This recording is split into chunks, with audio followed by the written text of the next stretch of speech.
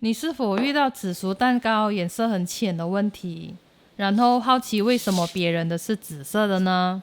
大家好，我是小燕，今天我们就来探讨一下这个问题吧。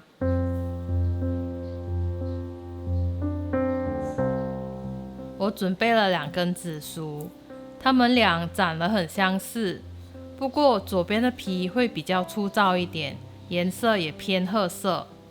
右边的皮会比较细嫩，颜色偏紫红色，而且一般上这种紫薯都有贴上牌子。我猜想这个应该是日本品种的紫薯。我们切开来看看里面的差别。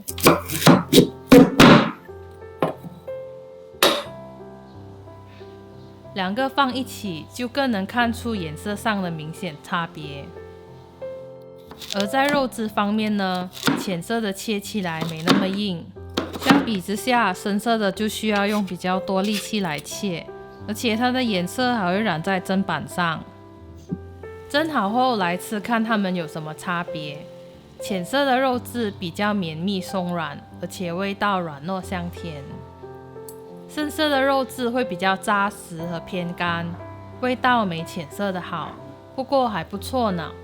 这2碗紫薯泥是一样的分量的，不过浅色的看起来好像比较少，是因为它比较湿润，都粘一起了。深色的就很松散，也很干，所以看起来就好像比较多。还有不同品种的紫薯吸水性也不一样，深色的在打制时会变得很浓稠，这是加了油、蛋黄和牛奶后的对比。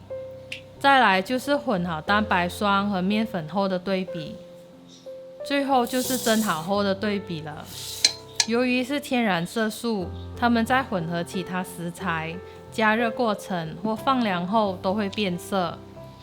我也做了1粒7寸的紫薯蛋糕，不过颜色和紫薯小蛋糕不太一样，因为受热的时间长短也会导致颜色有些变化。当然，紫薯的品种也不止2个。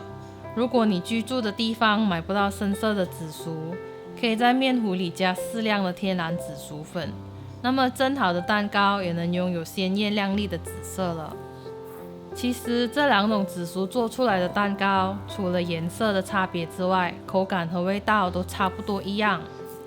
好了，今天的视频就到这里，欢迎你留言分享你对紫薯的了解。大家可以一起讨论，我们下个视频再见，拜拜。